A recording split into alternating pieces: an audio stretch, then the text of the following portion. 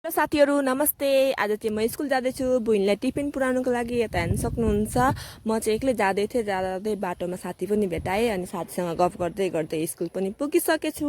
अनि यता हेर्न सक्नुहुन्छ स्कुल पुग्दाखेरि चाहिँ बहिनीको टिफिन भएको थिएन अनि सानो क्लासको चाहिँ अघि नै भइसकेको रहेछ। अनि उनीहरू खाजा खाँदै थिए अनि हामी चाहिँ एकछिन पर्ख्यौँ अनि एकछिन पर्खेको पछि उनीहरूको पनि बेल लाग्यो अनि बेल लागेपछि सबैजना निस्किँदैछ नि क्लासबाट। यता हेर्न सक्नुहुन्छ। अनि हाम्रो बहिनी पनि आउनु हुँदै थियो। ऊ पर येल्लो कलरको लुगा लाउनु चाहिँ हाम्रो बहिनी हो। अनि यता चाहिँ आएर मलाई भाउजू भाइ किन नल्याउनु भएको तपाईँले भन्नुहुँदै थियो। अनि मैले चाहिँ भाइलाई लगिनँ किनकि गर्मी पनि थियो त्यही भएर।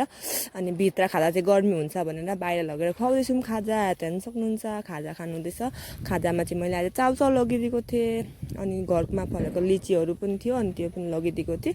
अनि भाउजूले चाहिँ किन भिडियो खिच्नु भएको भन्दै खानु हुँदै थियो। अनि मैले चाहिँ भिडियो खिच्दै थिएँ। लिची पनि खानु हुँदैछ बहिनीले। अनि आजलाई यति नै।